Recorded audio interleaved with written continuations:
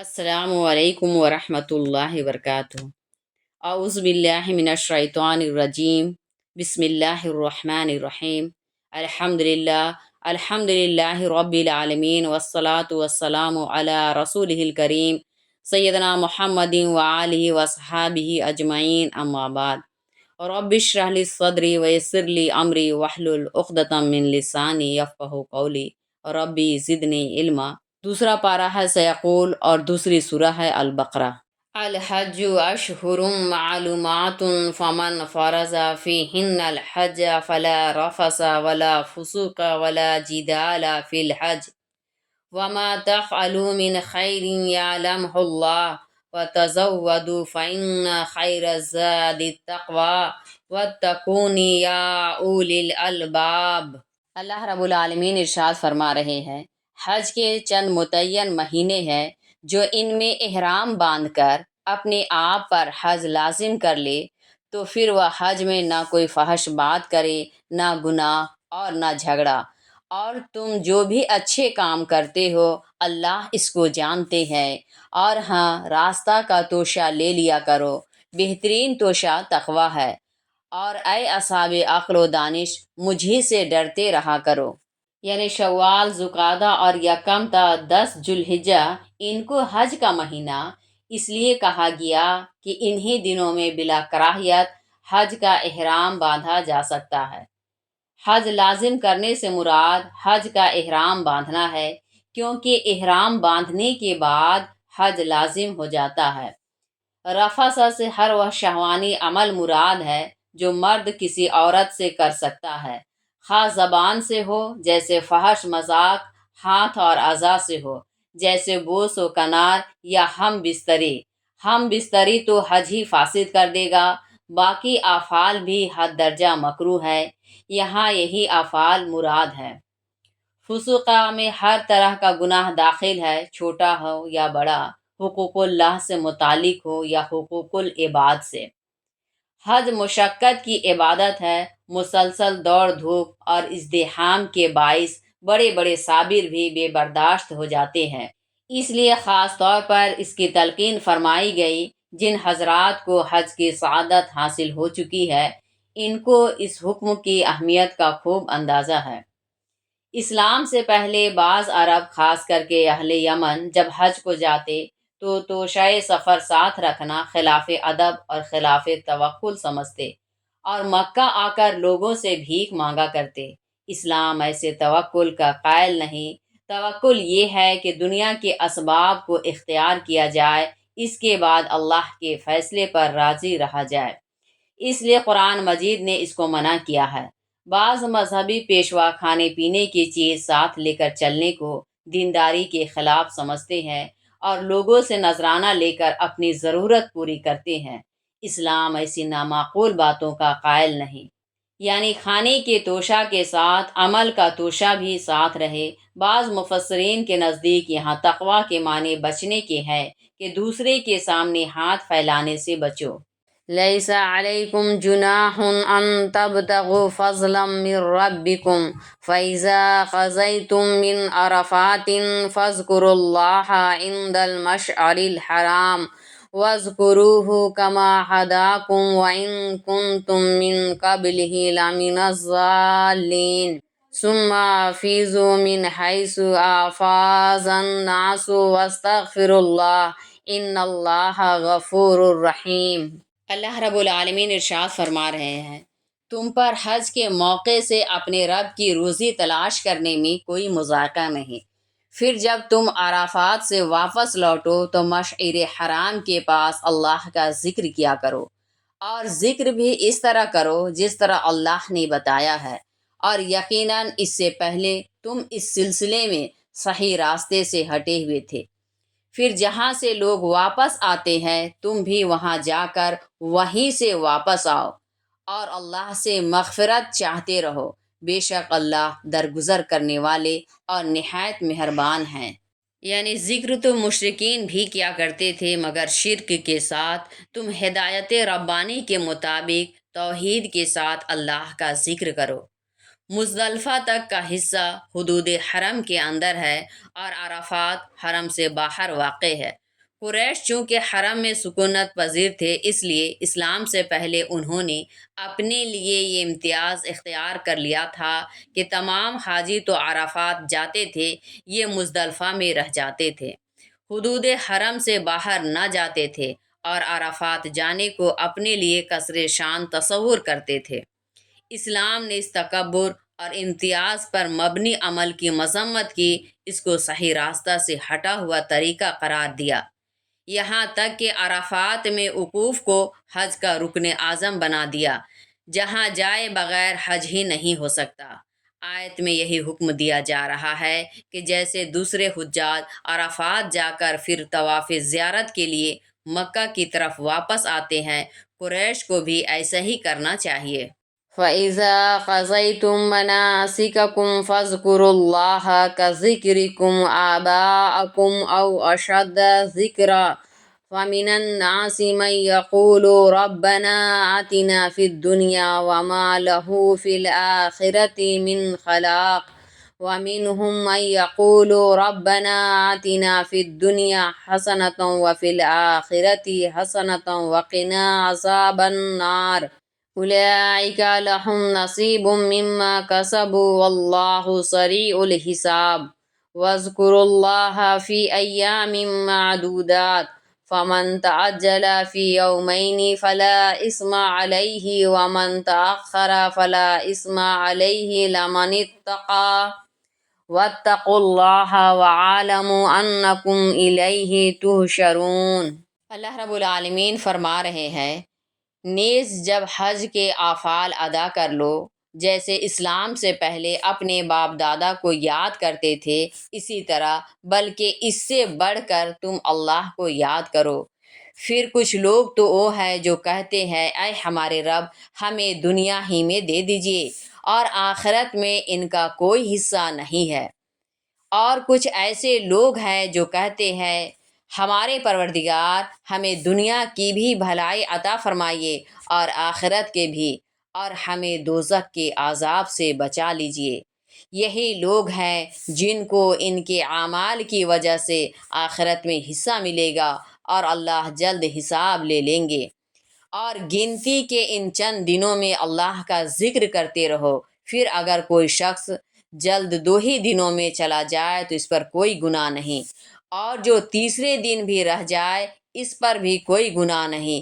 یہ اس لیے ہے جو ڈرتے رہو اور جان لو کہ تم سب اللہ ہی کے پاس جمع کیے جاؤ گے۔ حج ادا کرنے سے مراد حج کے اہم افعال وقوف عرفہ، وقوف مزدلفہ، قربانی اور حلق یا قصر، نیز طواف زیارت ہے کہ 10 ذی الحجہ کو حجاج ان کاموں سے فارغ ہو جاتے ہیں۔ اب 12 یا 13 ذی الحجہ تک جو مینا کا قیام ہے، اسلام سے پہلے عرب ان دنوں میں اپنے قبیلے و خاندان اور آبا و اجداد کی تعریف میں خطبے دیتے اور اشعار پڑھا کرتے تھے۔ ایسا نسلی و خاندانی فخر و مباحات اور عجب و تکبر ظاہر ہے کہ دین حق کے مزاج کے بالکل ہی مغایر ہے۔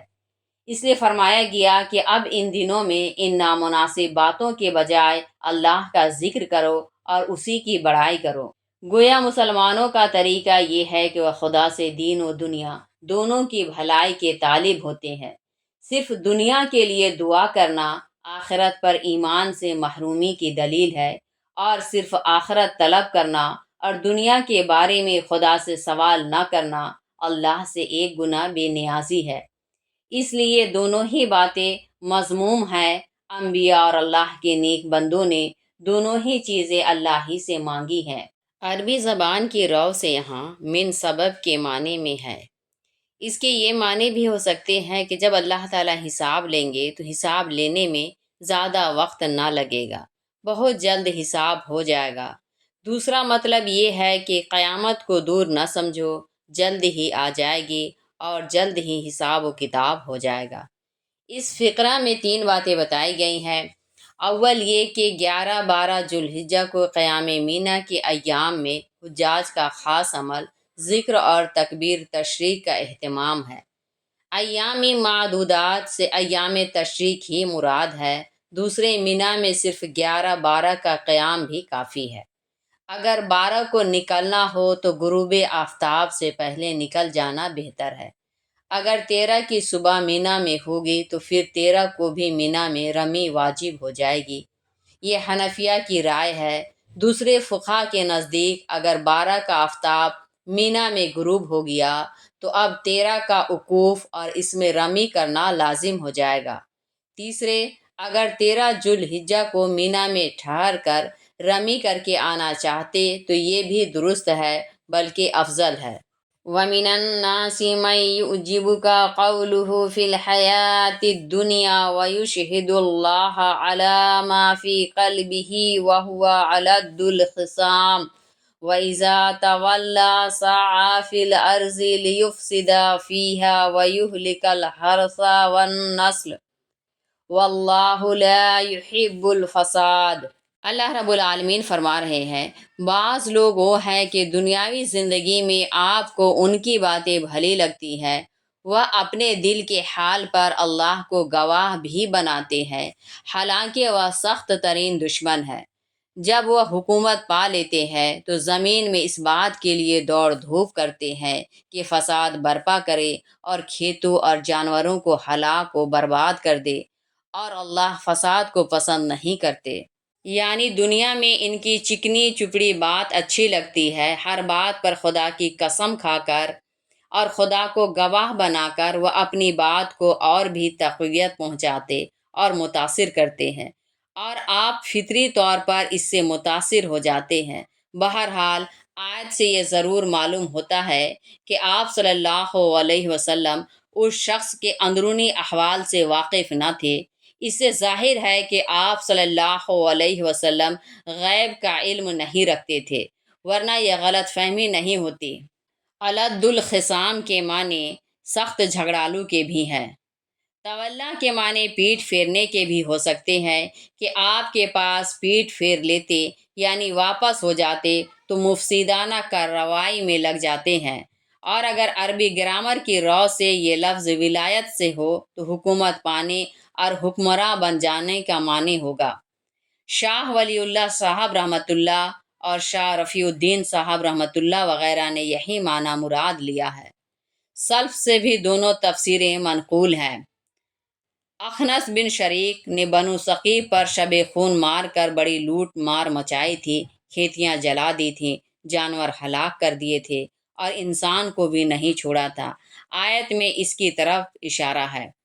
یہ ترجمہ اکثر مفسرین کی رائے پر ہے۔ بعض اہل علم نے حرثہ کھیتی سے عورت اور نسل سے انسان مراد لیے ہیں۔ وَإِذَا قِيلَ لَهُ اتَّقِ اللَّهَ أَخَذَتْهُ الْعِزَّةُ بِالْإِثْمِ فَحَسْبُهُ جَهَنَّمُ وَلَبِئْسَ الْمِهَادُ وَمِنَ النَّاسِ مَن يَشْرِي نَفْسَهُ ابْتِغَاءَ مَرْضَاتِ اللَّهِ وَاللَّهُ رَءُوفٌ بِالْعِبَادِ يَا أَيُّهَا الَّذِينَ آمَنُوا ادْخُلُوا فِي السِّلْمِ كَافَّةً وَلَا تَتَّبِعُوا خُطُوَاتِ الشَّيْطَانِ إِنَّهُ لَكُمْ عَدُوٌّ مُّبِينٌ فَإِن زَلَلْتُم مِّن بَعْدِ مَا جَاءَتْكُمُ الْبَيِّنَاتُ فَاعْلَمُوا أَنَّ اللَّهَ عَزِيزٌ حَكِيمٌ۔ اللہ رب العالمین فرما رہے ہیں، اور جب ان سے کہا جاتا ہے کہ اللہ سے ڈرو تو غرور ان کو گناہ پر کمر بستہ رکھتا ہے۔ ان کے لیے دوزخ ہی کافی ہے اور وہ کیا ہی برا ٹھکانہ ہے۔ اور بعض وہ لوگ بھی ہیں جو اپنی جان تک اللہ کی خوشنودی کی نظر کر دیتے ہیں، اور اللہ اپنے بندوں پر بہت مہربان ہے۔ اے ایمان والو، اسلام میں پورے داخل ہو جاؤ اور شیطان کے نقش قدم پر نہ چلو کہ یقیناً وہ تمہارا کھلا ہوا دشمن ہے۔ پھر اگر کھلی ہوئی دلیلیں آ جانے کے بعد بھی تم پھسل گئے تو جان لو کہ اللہ زبردست اور حکمت والے ہیں۔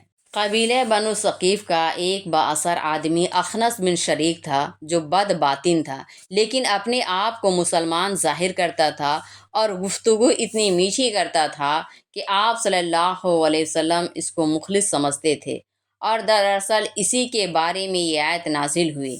لیکن مقصود محض ایک شخص کے حال کا بیان کرنا نہیں، بلکہ ایسے تمام بد باطن اور غیر مخلص لوگ اس کے مصادق ہیں جو ابتدائے اسلام میں بھی تھے، اور ہر زمانے میں اور ہر جگہ ایسے لوگ موجود رہا کیے ہیں۔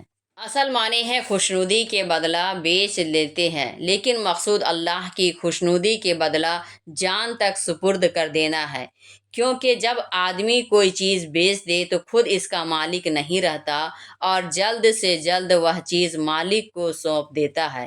اس میں منافقین کے مقابلہ میں مخلص مسلمانوں کا کردار پیش کیا گیا ہے۔ آگے فرمایا جا رہا ہے، بعض یہود مسلمان ہوئے، لیکن وہ چاہتے تھے کہ شریعت اسلامی کے ساتھ تورات کے احکام کو بھی ساتھ لے کر چلے، جیسے ہفتہ کے دن کی تعظیم کرے اور اونٹ کے گوشت اور دودھ سے اجتناب کرے۔ یہاں اسی کو منع فرمایا گیا ہے کہ جب اسلام لاؤ تو مکمل طور پر اسلام کے احکام کو قبول کرو۔ اسلام محض ایک طریقہ عبادت نہیں، بلکہ پورا نظام حیات ہے۔ اعتقادات، عبادات، معاشرت اور شخصی زندگی، معاشی و اقتصادی نظام، سیاست اور طریقہ حکومت، بین الملکی تعلقات اور اخلاقی تعلیمات اور انسانی زندگی کا کوئی شعبہ نہیں جس میں اسلام نے رہنمائی نہ کی ہو۔ ان سب میں شریعت اسلامی کو بے کم و کاست ماننا، نہ حرام کو حلال کرنا اور نہ حلال کو حرام، یہ اسلام میں پورا پورا داخل ہونا ہے، اور اسلام کو جزوی طور پر ماننا اور بعض شعبہ ہائے زندگی میں دوسرے مذہب یا نظام حیات کی افادیت کا قائل ہونا اور اسے تسلیم کرنا شیطان کی پیروی ہے، کیونکہ شیطان نے بھی اللہ کے تمام احکام کا انکار نہیں کیا تھا، بلکہ اس نے صرف حضرت آدم علیہ السلام کو سجدہ کرنے ہی پر اعتراض کیا تھا۔ هل ينظرون إلا أن يأتيهم الله في ظلل من الغمام والملائكة وقضي الأمر وإلى الله ترجع الأمور سل بني إسرائيل كم آتيناهم من آيات بينة ومن يبدل نعمة الله من بعد ما جاءته فإن الله شديد العقاب زين للذين كفروا الحياة الدنيا ويسخرون من الذين آمنوا والذين اتقوا فوقهم يوم القيامة والله يرزق من يشاء بغیر حساب۔ اللہ رب العالمین فرما رہے ہیں، کیا وہ اس بات کے منتظر ہیں کہ ان کے پاس اللہ اور فرشتے ابر کے سائبانوں میں آ جائیں اور قصہ ہی طے ہو جائے اور سارے معاملات اللہ ہی کے حضور رجوع کیے جائیں گے؟ اے رسول، آپ بنی اسرائیل سے پوچھئے کہ ہم نے ان کو کس قدر کھلی ہوئی نشانیاں دی تھی، اور جو کوئی اللہ کی نعمت حاصل ہونے کے بعد اس کو بدل ڈالے تو جان لو کہ اللہ کا عذاب بہت سخت ہے۔ کافروں کے لیے دنیاوی زندگی بڑی خوشنما بنا دی گئی ہے، اور یہ لوگ اہل ایمان کا مذاق اڑاتے ہیں، حالانکہ جن لوگوں نے تقوی اختیار کیا ہے وہ قیامت کے دن ان سے بلند درجہ پر ہوں گے، اور دنیا میں اللہ جس کو چاہتے ہیں بے حساب روزی دے دیتے ہیں۔ یعنی کیا اس بات کا انتظار ہے کہ خدا اور فرشتے آئیں اور ابھی سے حساب و کتاب کر کے سارے قصے قضایا چکا دے؟ اس آیت میں خاص طور پر یہودیوں سے خطاب ہے۔ یہود اللہ کے لیے جسم کے قائل ہیں، اور بائبل کے عہد عتیق میں جا بجا خدا کو بادل پر سوار دیکھا گیا ہے۔ قرآن نے یہاں ان کے اس عقیدے کی تردید پر توجہ کیے بغیر ان کے خیالات کے مطابق دریافت کیا ہے کہ تم خود اللہ کی آمد اور اس کے عذاب کے منتظر ہو۔ یعنی تورات بنی اسرائیل میں مسلسل انبیاء کی بعثت اور ان کے ہاتھوں معجزات کا ظہور وغیرہ۔ کسی قوم کے لیے اللہ کی سب سے بڑی نعمت اس کا کتاب اللہ کا حامل ہونا ہے۔ بنی اسرائیل کو بار بار اس کا شرف بخشا گیا، لیکن وہ ملاوٹ کر کے اس عظیم نعمت میں تبدیلی کر لیتے اور کتاب اللہ کی حفاظت کرنے کی بجائے اس کو ضائع کرنے کے درپے ہوتے۔ آگے فرمایا جا رہا ہے، مکہ میں وہاں کے سردار اور مدینہ میں یہودیوں اور منافقین کے سردار و سرمایہ دار غریب مسلمانوں کا مذاق اڑاتے تھے اور اپنی دولت و ثروت پر نازا تھے۔ قرآن مجید نے یہاں انہی کے طرز عمل پر گفتگو کی ہے کہ دنیا میں ان کو جو کچھ سامان عیش حاصل ہے وہ محض اللہ کی طرف سے ڈھیل ہے، یہ خدا کے پاس مقبولیت کی دلیل نہیں، کیونکہ دنیا میں اللہ کی سنت یہی ہے کہ نافرمانوں کو بھی وسیع رزق عطا فرماتے ہیں۔ اصل منزل آخرت کی ہے اور وہاں یہی غریب و مفلس اور فقیر و کلاش مسلمان بلند درجات پر فائز ہوں گے۔ تو اللہ رب العالمین ہم سب کو عمل کرنے کی توفیق عطا فرمائے۔ ویڈیو اچھی لگی تو شیئر کریں۔ اللہ حافظ۔ السلام